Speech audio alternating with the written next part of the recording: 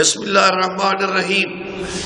الصلاۃ والسلام علیک سیدی یا رسول اللہ وعلی آلک و صحابک یا حبیب اللہ. فقیر سلیمانی سے علم غیب کے بارے میں مسئلہ دریافت کیا گیا تو عقیدہ ہر مسلمان کا ہونا چاہیے اللہ تعالیٰ عالم الغیب و شہادہ ہے، تمام علوم کا مالک اللہ ہے، خواہ وہ ظاہری علوم ہوں، خواہ وہ باطنی علوم ہوں، خواہ وہ غیبی علوم ہوں. اللہ تعالیٰ علیم بذات الصدور ہے اور علام الغیوب ہے، وہ بے ذات ہی غیب کو جاننے والا ہے. ہاں اللہ کی عطا سے آج سائنس کا کمال ہے کہ سائنس کتنی ترقی کر گئی ہے کہ ہم موبائل کے ذریعے دنیا کے حالات معلوم کر رہے ہیں، اور سائنس کتنا ترقی کر گئی ہے. کل تک مافی الارحام کی بات ہوتی تھی کہ ماں کے پیٹ میں کیا ہے، کیا نبی ولی سمجھ سکتا ہے، یہ مناظرے ہوا کرتے تھے. لیکن آج سائنس کا ظاہری کمال ہے جو اللہ کی عطا ہے، الٹرا ساؤنڈ کے ذریعے پتہ چل جاتا ہے کہ بچہ ہے یا بچی ہے. جائے کہ امام الانبیاء کا مقام کیا ہو، ان کے علم کی عظمت کیا ہو، انبیاء علیہ السلام کے علم کا مقام کیا ہو، اللہ والوں کے علم کا مقام کیا ہو. اب علم غیب کا جو مسئلہ دریافت کیا گیا تو اس میں قرآن کی نص سے ثابت ہوا کہ ذاتی علوم غیبیہ اللہ کے ہیں، عالم الغیب غیب و شہادہ اس کی ذات ہے. لیکن اس کی عطا سے، اس کی چاہت سے باذن اللہ نے انبیاء علیہ السلام پر غیب کے علم کے دروازے کھول دیے اور ان کو غیبی علوم سے نوازا، اور امام الانبیاء صلی اللہ علیہ وآلہ وسلم کو سب سے زیادہ نوازا گیا کیونکہ آپ امام الانبیاء ہیں. دیکھیں اس پر ہر باضمیر انسان قرآن کی اس آیت سے، اس آیت مبارکہ سے مسئلہ معلوم کر سکتا ہے کہ اللہ تعالیٰ نے قرآن پاک میں فرمایا وَأَنزَلَ اللَّهُ عَلَيْكَ الْكِتَابَ وَالْحِكْمَةَ وَعَلَّمَكَ مَا لَمْ تَكُنْ تَعْلَمْ وَكَانَ فَضْلُ اللَّهِ عَلَيْكَ عَظِيمًا. اے محبوب صلی اللہ علیہ وسلم، اللہ تعالیٰ نے آپ پر یہ انعامات کیے.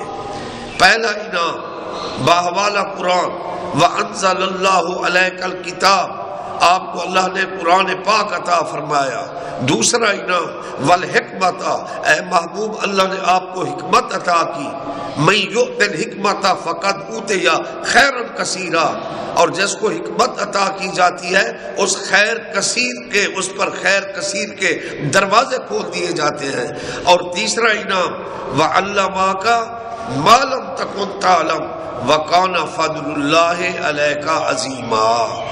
اے محبوب آپ کو تمام علوم عطا کر دیے گئے، ما لم تکن تعلم، جن کو آپ ذاتی طور پر نہیں جانتے تھے. وَعَلَّمَكَ، وہ علوم اللہ نے آپ کو پڑھا دیے. اور اسی طرح پھر اللہ نے فرمایا وَكَانَ فَضْلُ اللَّهِ عَلَيْكَ عَظِيمًا، آپ پر اللہ کا عظیم فضل ہے. اور اسی طرح سورہ تکویر پھر 30 پارہ میں اللہ تعالیٰ نے واضح طور پر فرمایا وَمَا هُوَ عَلَى الْغَيْبِ بِضَنِينٍ. میرا پیارا محبوب ختمی مرتبہ صلی اللہ علیہ وآلہ وسلم غیب بتانے میں بخل نہیں کرتے. حضرت عیسیٰ علیہ السلام میرے پیارے محبوب صلی اللہ علیہ وآلہ وسلم کے مقتدی ہیں. وہ اپنی قوم میں اعلان فرماتے ہیں قرآن وَأُنَبِّئُكُم بِمَا تَأْكُلُونَ وَمَا تَدَّخِرُونَ فِي بُيُوتِكُمْ. اے لوگو میں تمہیں بتا سکتا ہوں، تمہیں خبر دے سکتا ہوں کہ تم نے کیا کھایا پیا ہے، اور تمہارے گھروں کا اثاثہ میں بیان کر سکتا ہوں. یہ تو حضرت عیسیٰ علیہ السلام کا علم ہے. ختمی مرتبہ صلی اللہ علیہ وآلہ وسلم کے علم کا مقام کیا ہوگا. اور ایک مشہور واقعہ ہے غزوہ بدر کا جو بخاری و مسلم میں ہے کہ آپ صلی اللہ علیہ وسلم غزوہ بدر کے یوم ایک دن پہلے آپ صلی اللہ علیہ وسلم نے اس غزوہ سے ایک دن پہلے آپ نے کے ہاتھ مبارک میں آسا مبارک تھا، اور اپنے مقدس ہاتھ سے، اپنے آسا مبارک سے سرکار مدینہ صلی اللہ علیہ وسلم لکیریں کھینچ رہے تھے اور بائیں الفاظ فرما رہے تھے، بشارت دے رہے تھے، صحابہ کو خوشخبری سنا رہے تھے. کل اس مقام پر ابو جہل کی لاش ہوگی، یہاں عتبہ کی لاش ہوگی، یہاں شیبہ کی لاش ہوگی، یہاں فلاں کی لاش ہوگی. صحابہ کرام کہتے ہیں ذات حق کی قسم جب وہ غزوہ بدر ہوئی تو جس مقام پر اللہ کے محبوب نے فرمایا تھا 1 انچ کا بھی فرق نہیں تھا، وہاں کفار کے لاشیں قتل ہوئے پڑے ہوئے تھے. اور پھر مشہور واقعہ ہے اسی بدر کا کہ امیہ بن خلف جب قتل ہوا تو اس کا بیٹا صفوان اس افسوس میں مکہ پاک میں افسردہ بیٹھا ہوا تھا. اس نے ایک شخص عمر بن امیہ زمری کو بہت پیسے دیے، رقم دی، اشرفیاں دی، درہم و دینار سے اس کی جھولی بھر دی، اور اس کو ایک زار بوجھا خنجر یا تلوار اس کو دے دی اور کہنے لگا جاؤ تم محمد عربی صلی اللہ علیہ وآلہ وسلم کو مدینہ پاک میں جا کر شہید کر دو. اے عمر سن لو، جو میرے بچے کھائیں گے وہ تیرے بچے کھائیں گے، میں تیرے گھر کا پورا خیال کروں گا. حتیٰ کہ عمر بن امیہ زمری اس خنجر کو چھپا کر مدینہ طیبہ میں پہنچا، اور سرکار مدینہ صلی اللہ علیہ وآلہ وسلم مسجد شریف میں جلوہ گر تھے، اور آپ صلی اللہ علیہ وآلہ وسلم نے صحابہ کرام کو فرمایا یہ اچھی نیت سے نہیں آ رہا. جب آپ نے صحابہ کو فرمایا کہ یہ شخص اچھی نیت سے نہیں آ رہا تو صحابہ نے اس کو پکڑ لیا، اس کے گریبان کو پکڑ کر اللہ کے محبوب کے سامنے لا کھڑا کیا. اللہ کے محبوب صلی اللہ علیہ وسلم نے فرمایا اے عمر تو کس لیے آیا ہے؟ وہ عرض کرتا ہے میرا ایک عزیز ہے جو بدر میں قیدی ہو گیا تھا، میں اس کے بارے میں سوال کرنے کے لیے، کچھ پوچھنے کے لیے، اس کی خبر لینے کے لیے آیا ہوں، اپنے ساتھی کے لیے آیا ہوں. آپ صلی اللہ علیہ وسلم نے فرمایا وہ تلوار تو نکال جو تو نے چھپائی ہوئی ہے.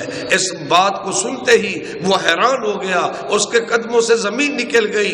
یہ علم غیب مصطفیٰ تھا اور اس کی زبان سے کلمہ جاری ہو گیا، اور اس نے پڑھا اشہد ان لا الہ الا اللہ وحدہ لا شریک لہ واشہد انک محمد رسول اللہ.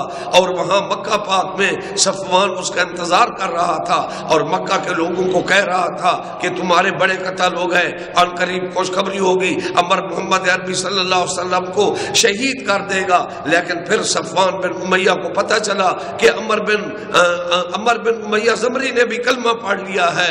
حتیٰ کہ جب مکہ فتح ہوا اللہ کے محبوب نے عام مافی کا اعلان کیا تو ابو جہل کے بیٹے اکرمہ، ابو جہل کی بیٹی اورا اور امیہ کے بیٹے صفوان کو بھی کلمہ پڑھنا پڑا لا الہ الا اللہ محمد رسول اللہ. یہ علم غیب کے بہت سے واقعات ہیں جو فقیر سلیمانی بیان کر سکتا ہے. اسی طرح جب حضور کے چاچا عباس بدر میں قیدی بنائے گئے اور آپ صلی اللہ علیہ وسلم کے سامنے لائے گئے تو آپ صلی اللہ علیہ وآلہ وسلم نے فرمایا اے میرے پیارے چچا آپ فدیہ دے دو تاکہ تمہیں آزادی نصیب ہو. تو حضرت عباس عرض کرنے لگے یا رسول اللہ، اے اللہ کے پیارے، اے میرے پیارے بھتیجے، میرے پاس تو دینے کے لیے کچھ نہیں ہے، میں کیا دے سکتا ہوں؟ تو آپ صلی اللہ علیہ وسلم نے مسکرا کر فرمایا اے میرے پیارے چچا عباس، جب آپ مکہ پاک سے روانہ ہوئے تھے میری چاچی ام فضل کو آپ نے اشرفیوں کا تھیلا دیا تھا اور یہ وصیت